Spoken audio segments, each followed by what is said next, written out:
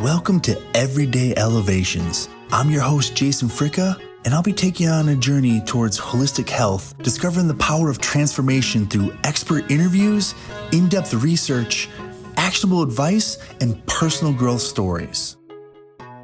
Welcome back to Everyday Elevations. Today's going to be a special episode as it was unplanned. I just had this absolutely incredibly life-changing experience over the past week and felt like I had to record an episode on it immediately. And what it was is I went to this festival called the Running Man Festival. It's this huge event put on by Jesse Itzler, Devon, Lavesque, and the All Day Running Company, where you can sign up for anywhere from a 5K walk or run to a 100-mile race.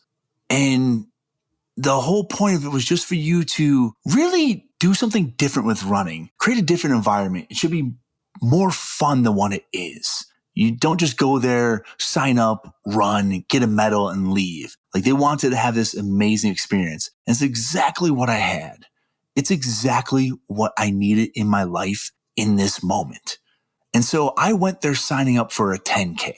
I knew I could do a 10K and do it fairly comfortably, even though I don't have much consistent running training. And so I signed up for it. I was very fortunate. Some friends hooked me up with a ticket because I wouldn't be able to make it otherwise. And I'm very, very grateful for that because this has been an absolutely life-changing experience for me. But like I said, I signed up for a 10K run. And prior to the run, one of the founders, Devon, gave a speech. And he said, hey, look, do whatever you want to do in terms of this run. Whatever makes you happy, do it. But for those who are trying to push through barriers, hey, understand that this doesn't have to be as complicated as what you might make it out to be. And this isn't verbatim by any means. But one of the key parts that he said, and I'm a numbers guy, I'm not great at math, but I do understand numbers. He said, look, if you run 3 miles every hour, because you have a 10-hour time frame to complete your run in. So 3 miles every hour. And let's say you do 10-minute miles. That leaves 30 minutes of recovery, networking, wherever you want to do before you have to go back out there and do another 3 miles. And at the end of that 10 hours, guess what? You will have accomplished an ultra. And that blew my mind. I was like, holy crap, that math makes complete sense. I was kind of mad, but also impressed at the same time because I was like, shoot, I am under-indexing myself right now. And so after that, I went back, talked to a group of guys I came there with, and I said, look, I got to do more. A 10K is too weak. It's too easy for me. Like, I know I can do that. So I was like, I'll push for a half marathon. And sure enough, I get to the run. I do the 10K. It was pretty easy. My legs were a little bit sore, but no big deal. Then I get to the half marathon. And let me tell you, I was hurting. I was getting ready to fall into a pain cave at that point. Just a dark place where you go when you're doing long distance challenges. And I realized that, hey, I'm not done yet. It's not my time to quit the race. In fact, I'm not going to quit this race because if I quit this race, then I quit on myself and I need to push through. I have things that I need to accomplish. I need to know that I can get stronger when things get harder. And so I kept pushing. Again, let me remind you, I had zero training on running prior to this. Like, I didn't do anything more than 2 to 3 miles on average. And I hadn't run in about a month. But I kept going. I pushed and pushed and pushed until I got to 23 and a half miles. And then my body just gave out on me. And the first thought that came through my mind was, dang, I only had 2.5 miles left to hit that marathon. But then I thought about it. I was like, hey, I was only supposed to do a 10K. Like, how incredible is that? I pushed through to get to 23 and a half miles. I am 6'3", 280 pounds. I am flabby, not Abby. Like, I am not in prime shape. This is not my worst shape of my life. A year ago, I was in the worst shape of my life, but I am not in peak military physical form that I used to be in. So to accomplish this was something incredible. And I thought about it, I was like, what changed? Besides the incredible speech from Devon, what forced me, what caused me to do this? I was like, holy cow.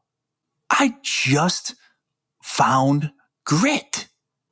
Grit is what got me through this. And that's what this episode is going to be about. Grit. How do we find it? How do we get it? And with that, let's talk a little bit more about grit. Understand that grit is more than a buzzword.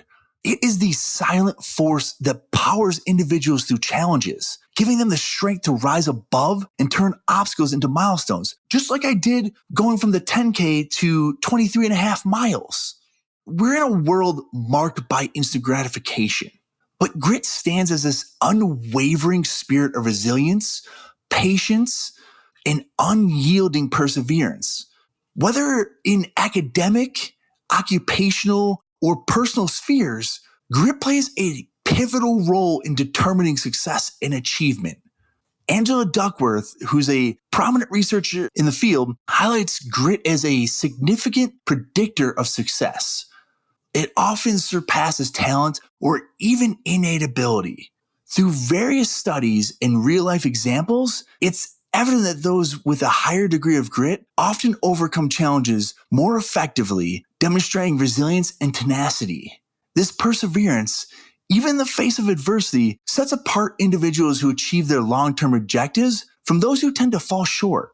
As we delve deeper into this episode, we're going to explore the foundational elements of grit, its real-life manifestations, and the scenarios that come with it, and practical insights on nurturing this powerful trait in our daily lives. Before we dive deep into the manifestations and intricacies of grit, let's unfold its origins and the foundational elements that constitute this powerful attribute. The pillars of grit rest on two things: passion and perseverance. Grit is more than just resilience or hard work. It's about sticking with your future, day in, day out.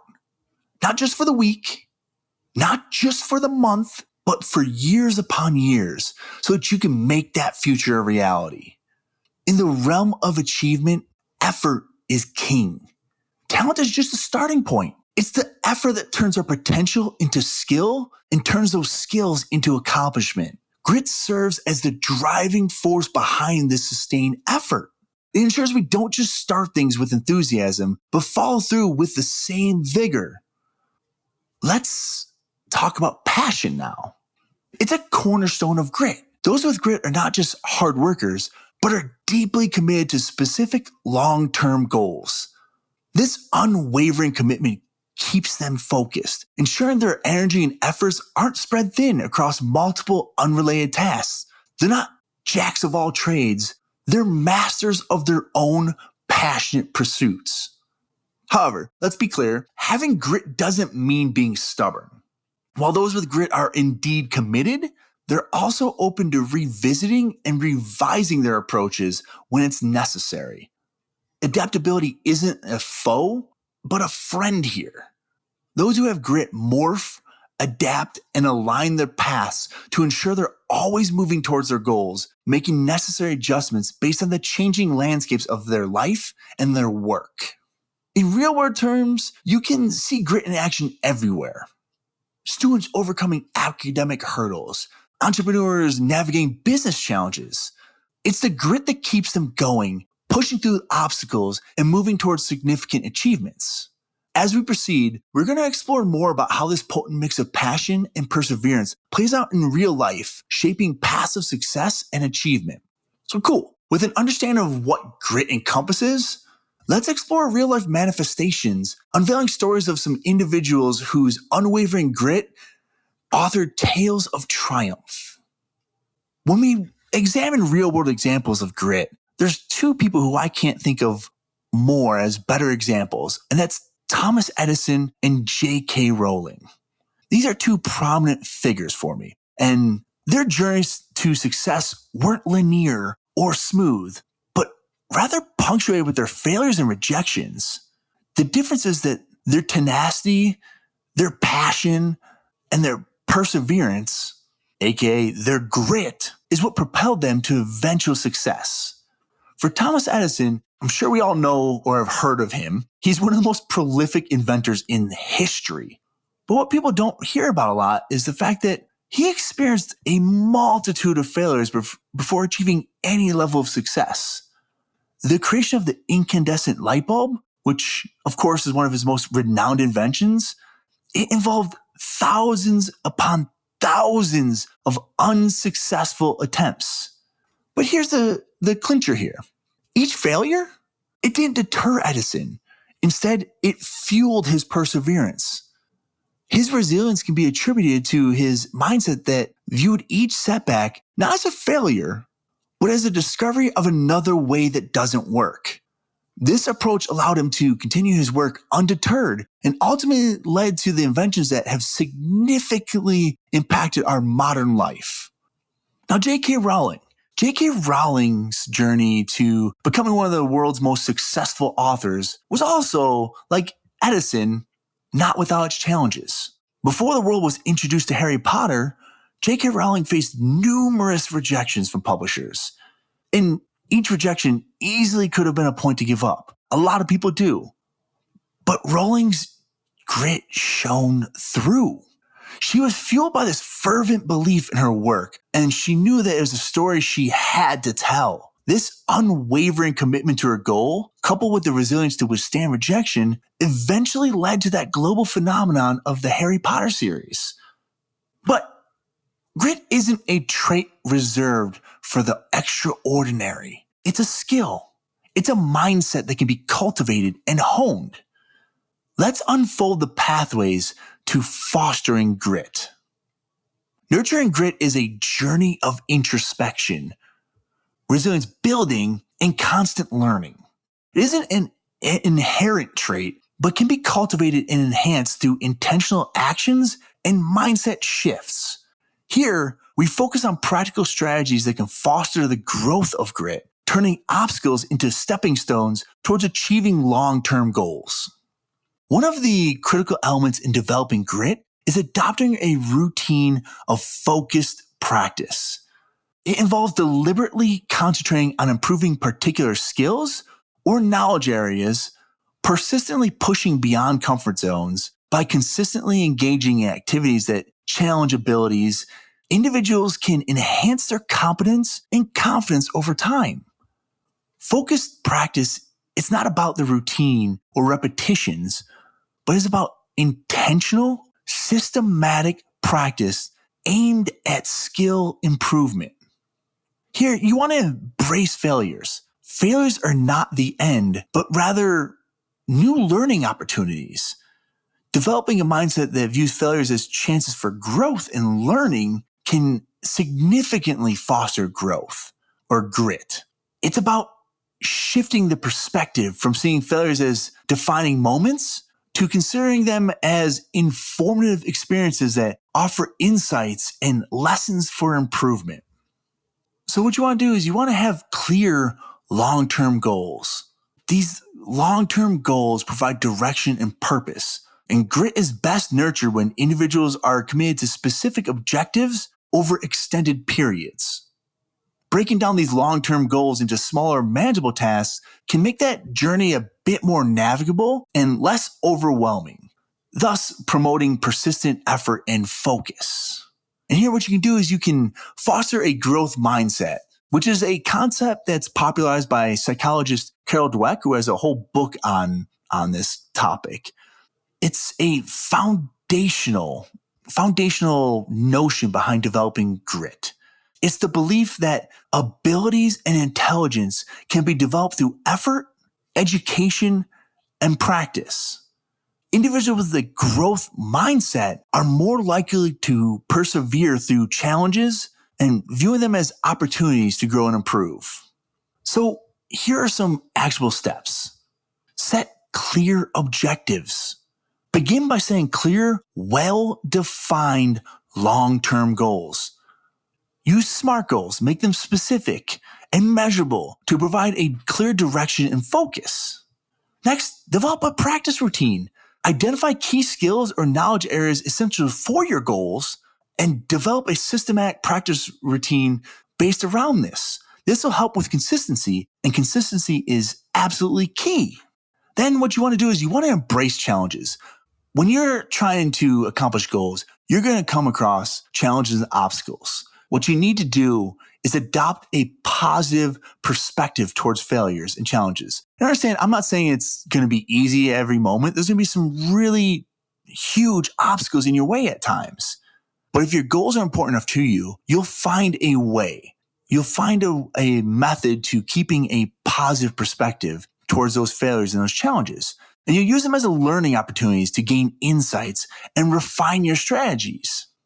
Next, what you're going to want to do throughout this is seek feedback. Be open to feedback and use it constructively to make necessary adjustments in your strategies and actions. Continuous improvement is just a part of the journey, and without feedback, you're never really going to have that knowledge of whether you're truly improving or not. You can only internalize so much. You have to have some outside perspective as well if you really want to get to where you need to get to. Then what you want to do is cultivate positivity. If you haven't noticed, there's a little bit of a theme here. Positive mindset does a lot for you. What you want to do is develop a support network. I like to call it your tribe. Find your tribe and engage in positive affirmations to foster a positive environment that supports resilience and persistence. So cool. As we encapsulate the essence of grit, we're going to step into the world of everyday elevations where every challenge is a stepping stone and every failure is a milestone of learning. So grit in everyday life isn't just a concept for remarkable achievements or overcoming colossal challenges. It's also pivotal in our daily lives. It influences how we navigate everyday hurdles, how we commit to our tasks, and strive for self-improvement. Understanding how to incorporate the elements of grit into everyday life can elevate our approach to challenges, enhancing personal and professional development. For work and professional development, in the professional realm, grit can be a determining factor for career growth and success. It's reflected in the commitment to your professional development, or even the ability to persevere through some challenging projects you might come across, and the resilience to navigate those workplace adversities. I don't care who you are, what type of work you're doing, you will have obstacles you have to navigate. And if you want to become successful in life, you have to be able to be resilient to those obstacles. You need to be able to push through. And professionals with grit are likely to take initiative and seek that continuous learning opportunity and demonstrate a high level of dedication to their roles and responsibilities. It's why grit is so important in the workplace. What are some actionable strategies we can employ here? First, set some professional goals. Identify clear, attainable objectives aligning with your career aspirations. Then, focus on continuous learning. Engage in learning and development opportunities to enhance your skills and knowledge. See if your workplace offers any learning capabilities. I know my current workplace gives you a lot of opportunity to network with people in various countries that do my job, various states. And even if it's not my job, it's something maybe I'm interested in moving into in the future, I have opportunities to network with. See if your company has that. See how you can enhance your toolkit. Then again, you're going to have to embrace challenges. View these workplace challenges as opportunities to demonstrate your abilities and contribute your value. The better you can deal with adversity in the workplace, the more value you're going to have to your company or to yourself if you work for yourself. And then personal growth. On the personal front, grit influences our approach to self-improvement and personal goals. Whether it's adopting a healthier lifestyle, learning a new skill, or overcoming personal challenges, grit is that underlying force that ensures consistency and commitment. Identifying some personal objectives is key to this. Be clear what you want to achieve and create specific, measurable, attainable, relevant, and time-bound goals, better known as SMART goals. Then develop a routine. Create a daily routine that incorporates actions and behaviors aligning with your goals. Then monitor your progress. If you want to get better at something, you need to assess your progress regularly, make necessary adjustments, and then celebrate your small victories to stay motivated. I can't say this enough. I don't think we celebrate small victories nearly as much as we should. They're incredibly important to us. It's going to build a foundation of positivity for you because the more small victories you have, the more they're going to build up. A lot of people like to look at it from a negative lens of like, oh, here's where my struggles were. No, forget that noise. Everyone's going to have struggles. That's fine. Keep track of your victories so you can see where you're improving on. Then from there, build some relationships. Grit's an important aspect in building and maintaining relationships. It's reflected in the commitment to work through challenges, the resilience to navigate relationship hurdles, and the persistence to build strong and enduring relationships. It's a key aspect to it. You want to push through your own mental blocks. I know me personally, I'm an introvert. I'm kind of weird. I'm like an extroverted introvert. I put on a big show when I'm in a crowd of people, but internally I'm freaking out inside. And ideally, I just like to sit back and listen to conversations rather than participate. But sometimes I feel like I have to get out of my shell and talk more. But I know that by pushing myself and having grit, I can become a better version of myself and I can build better relationships. I learned that a lot over Running Man this week. Normally, I wouldn't talk too much about myself. Up until the last day, I didn't even mention having a podcast because I just want to hear other people's stories. And I still battle a little bit with imposter syndrome. So I wanted to hold back a little bit in the back of my mind, I think. But I realized if I want to create better relationships, I have to have grit. And so I started pushing through and talking to people about my podcast. And it's been a fun experience so far. But anyhow, some actionable steps here. Communication. When you're trying to build a relationship, prioritize open, honest communication and address any issues effectively. If you want to build a proper relationship, then you have to have empathy. Practice empathy to appreciate different perspectives and so that you can have a fostering of understanding. If you can't be empathetic to someone else's thought process, then you're never really going to be able to build a proper relationship. It doesn't mean you have to agree with what they're saying. You don't. It just means that, hey, you understand where they're coming from. You're listening to them, you're hearing them, and that you understand their feelings on the matter. Another actual tip would be commitment. When it comes to relationships, this is one of the best examples I can think of for this. Be committed to working through challenges and investing in relationship growth. I don't care who you are. When you're in a relationship, at some point, you're going to have some hurdles. Now, I've been very fortunate in my relationship where we haven't really had any arguments. We've had some hurdles. You know, we have a baby coming up. We're not exactly happy with where we're at financially speaking. So that causes little stressors in a relationship. But we talk it through. We're committed to one another. We love one another. And we try and find ways to solve the problem. And that's where that commitment comes into play. So grit. We have talked a whole lot about grit. We've dug deep into the essence of what it is. And it's clear that grit is a blend of steadfastness and passion. And it's not just for the extraordinary moments, but is woven into our everyday lives. We've seen its power in the stories of well-known figures like Thomas Edison, J.K. Rowling. And heck, you got to hear a little bit how it's woven into my story now. And we've discussed how each of us can nurture and apply grit in our personal and professional lives. Grit is about holding on, pushing through, and turning obstacles into stepping stones. It's about focusing on our long-term goals and not letting temporary hurdles throw us off course.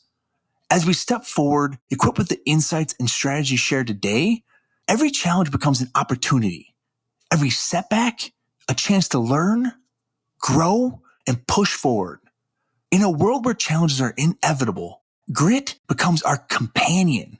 It turns every test into a testimony of our resilience and determination. I really hope you enjoyed this episode. And if you found any value at all, please, please, please leave a review. Let me know how you're incorporating grit into your lives today. Thanks again. Have a wonderful day. Thank you so much for tuning in today. If you enjoyed this episode, please share it with a friend, leave us a review, and don't forget to follow us on social media for the latest updates and behind the scenes content.